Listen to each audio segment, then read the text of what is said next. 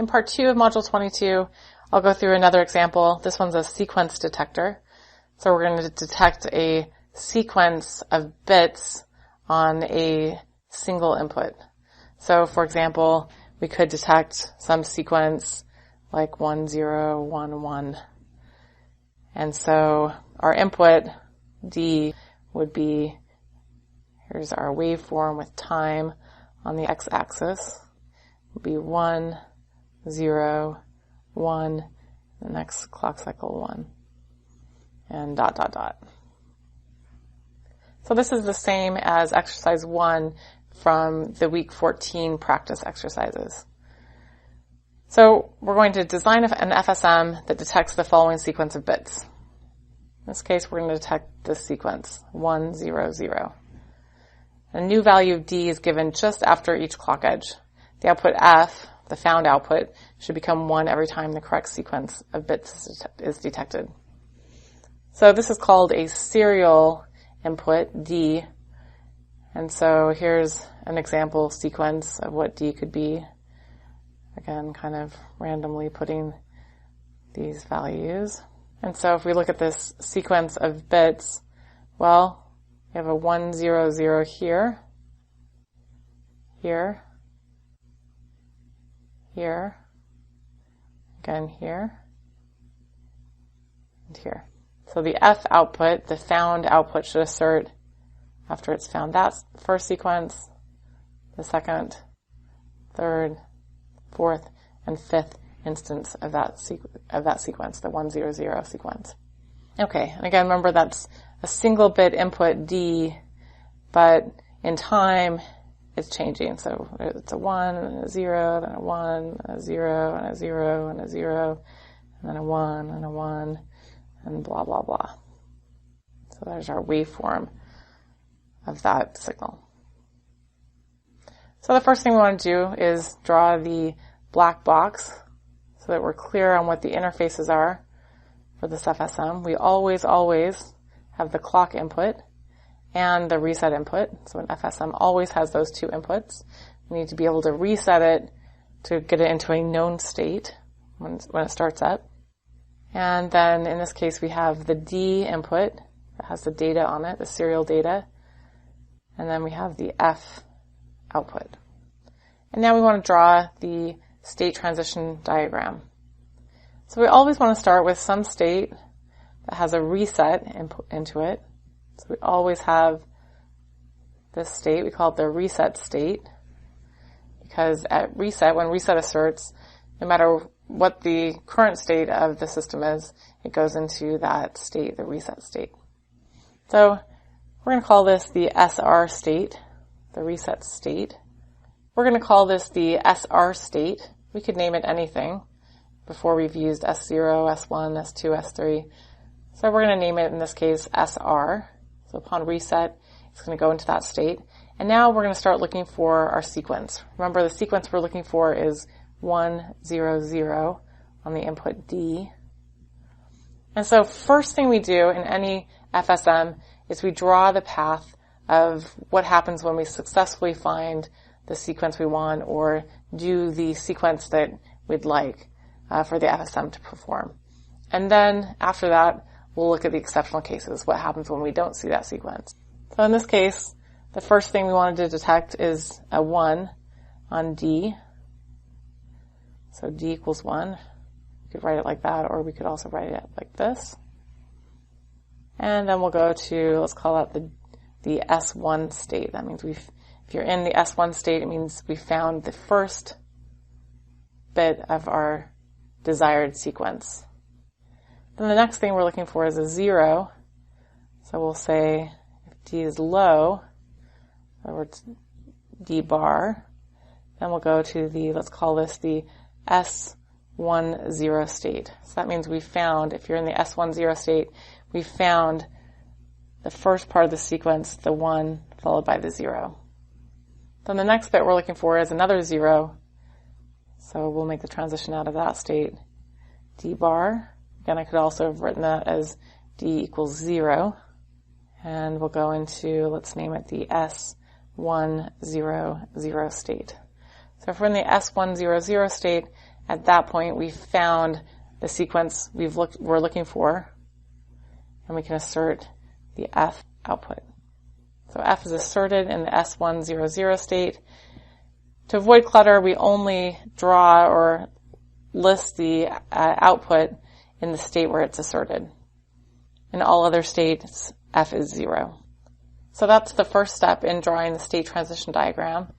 And now we need to tell what happens in the other cases. So from any given state, we need to know for every possible input what the next state should be. So right now, for example, in state SR, what happens when D is low? Well, our state transition diagram doesn't tell that. And so that is not a complete state transition diagram. So what should happen if we get a 0? We're in the reset state and we get a 0. Well, that is not any part of our sequence 1, 0, 0. And so we should just return to the SR state, the reset state, and still keep looking for the first part of our sequence, and specifically the 1 on D, where D equals 1. Okay, now we're done with that state and we stop thinking about the SR state and we go to the S1 state. One common error here is that people try to think about all the states at once. You want to think about one state at a time. So in the S1 state, if we're in the S1 state, we know that we've already received a 1. So what happens if we receive another 1? Well, the common error is to say, well, then that's not my sequence, and return to the reset state, SR. But that's incorrect. But that's wrong. So let's suppose we had the sequence 1, 1, 0, 0. Well, here's our first one that would get us, take that transition into S1. And then we'd get that second one, it would take us back to the reset state. And then that 0 would take us back to the reset state. And that 0 would also take us back to the reset state. So we never detected this sequence of 1, 0, 0. So instead of that arc, that transition, we actually want to stay in the S1 state if D is 1. So when D is 1, we want to stay in this S1 state because we've detected the first bit in our sequence, even if it's a repeated group of 1s, potentially could be the first bit in our desired sequence. Okay, so we're done with the S1 state. Now we go to the S10 state. So if we're in the S10 state, that means that we've detected 1 and 0 already. So we know what happens if we get a 0. Well, then we go take this transition and go into the S100 state and assert F. But what happens if we get this, 1, 0, 1? So our next bit, instead of being D low, D is high.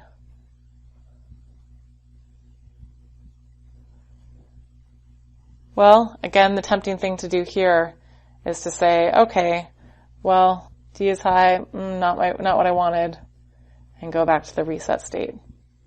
But then we could miss, for example, this sequence. That 1 is potentially the first part of our desired sequence.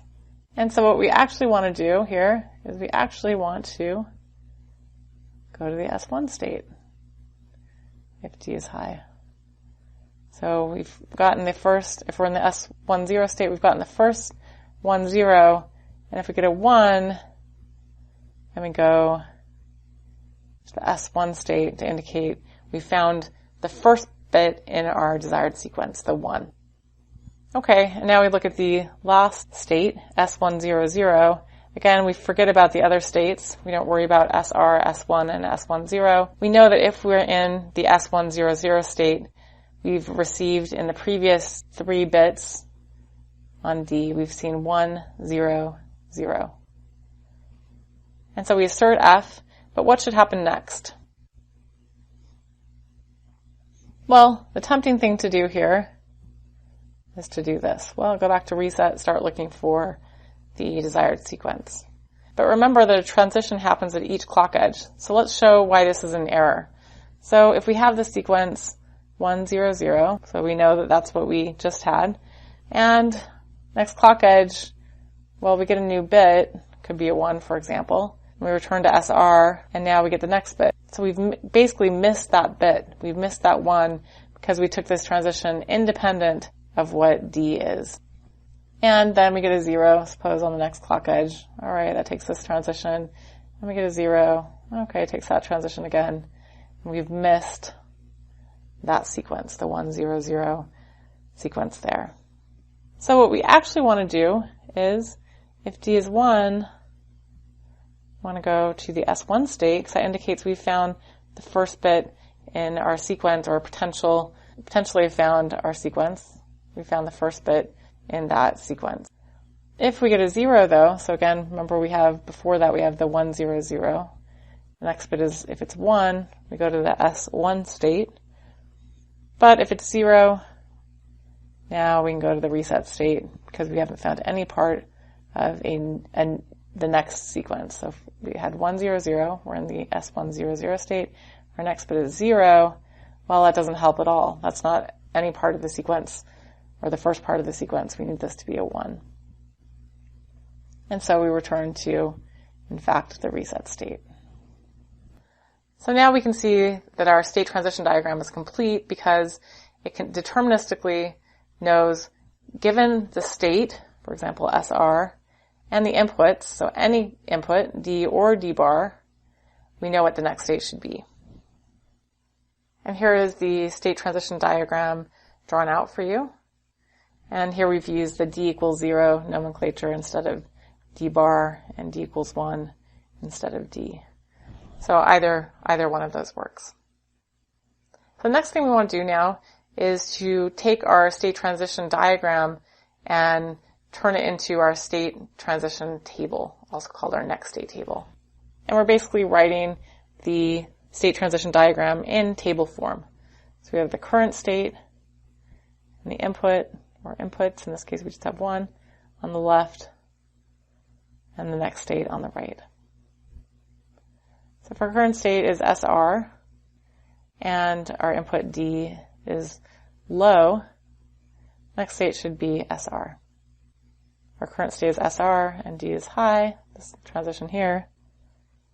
Next state should be S1. Next one, if we're in S1 here, and D is low, then our next state should be S1, 0. If our current state is S1 and D is high, then we go back to S1. If we're in state S1, 0 and D is low, then we should go to S1, 0, 0.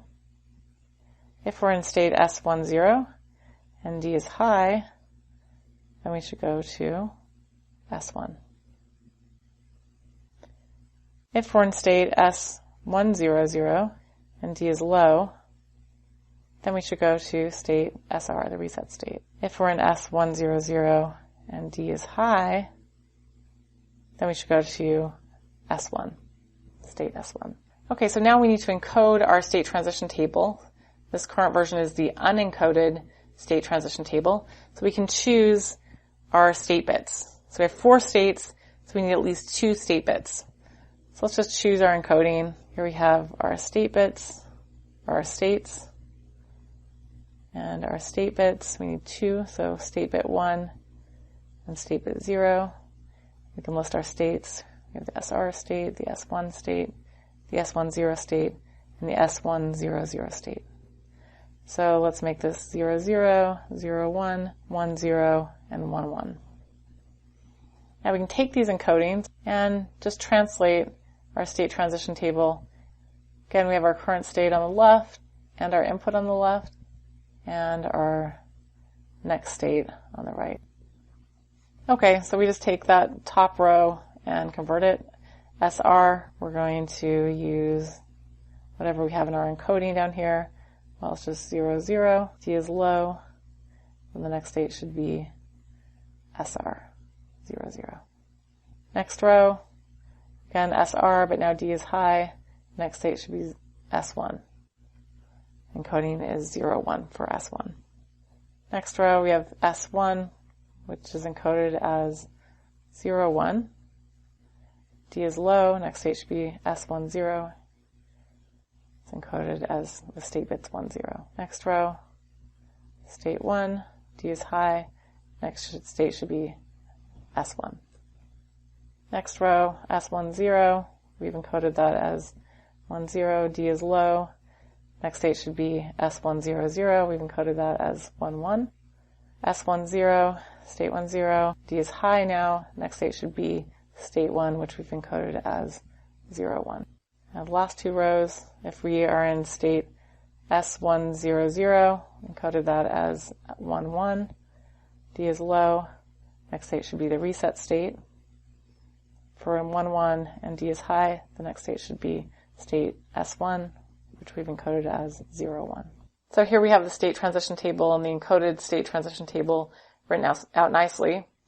And now we're just going to take the sum of products form for our next state bits and write equations for those next state bits. So we're going to have two equations because we have two bits of state. And we'll look at, first we'll start with state bit 1 prime.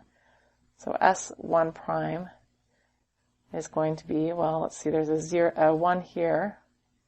So it's going to be S1 bar and S0 and D bar. Or, again, sum of products, we're going to find the next one, S1 and S0 bar and D bar. Okay, so we're done with state bit 1, the next state bit 1. And now we're going to write an equation for state bit 0, the next state bit. It's going to be, well, here's a 1, S1 bar and S0 bar and D, or S1 bar, S0, and D, or S1 and S0 bar and D bar, or S1 and S0 bar and D, or the final one, S1, S0, and D. We're going to get D, or, well, we still have this term, S1, S0 bar, and D bar. Okay, and here we have our simplification theorem.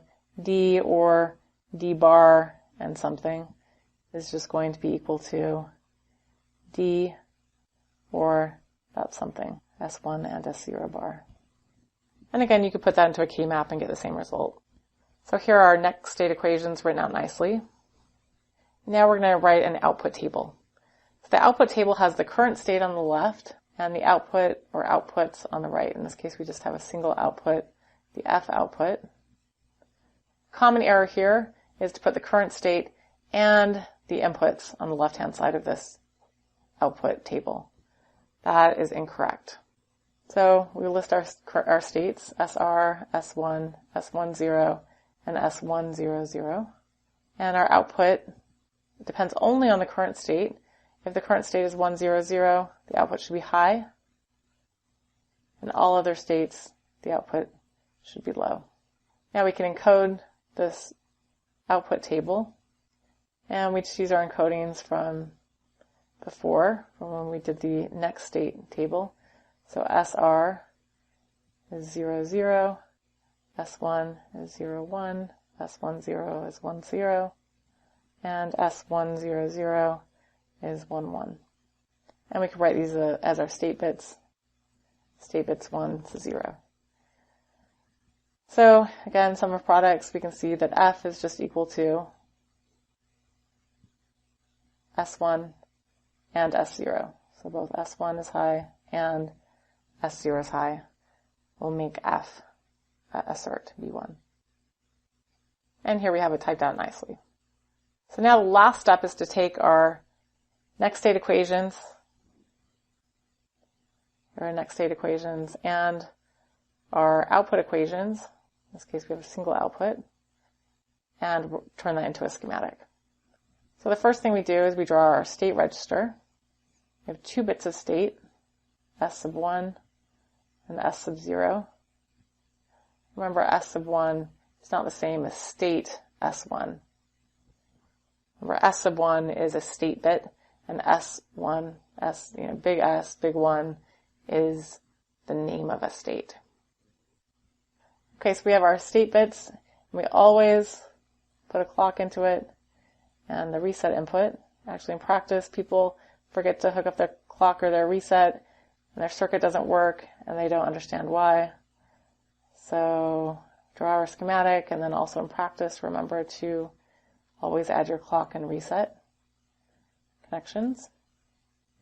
Okay, then we pull our current state bits around. Remember, on the right side of our flip-flop is our current state. And sometimes I label them here just so I don't forget which one is which. This is S sub 1, and the other one is S sub 0. And then we also bring in our inputs. In this case, we have a single input D. And so now we're going to use the current state and the inputs to determine what the next state should be, given our equations, given our next state equations. And so we start with S1 prime. We're going to have two and-shaped gates, and those are going to be ORed together. And we'll get a bubble here, S1 bar, S0, and D bar. And then the next term, we're going to get S1 and S0 bar and D bar. And now we have for S0 prime, we're going to use that next equation. We're going to have an OR gate. One of its input is tied to D, so D OR. And an AND-shaped gate, one of the inputs is inverted.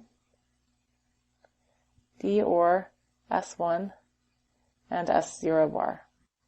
So we're done with our next state logic here. And now we need our output logic that is determined just by the current state. And so we're going to look at our equation here. F equals S1 and S0. Look at a single AND gate, S1 and S0.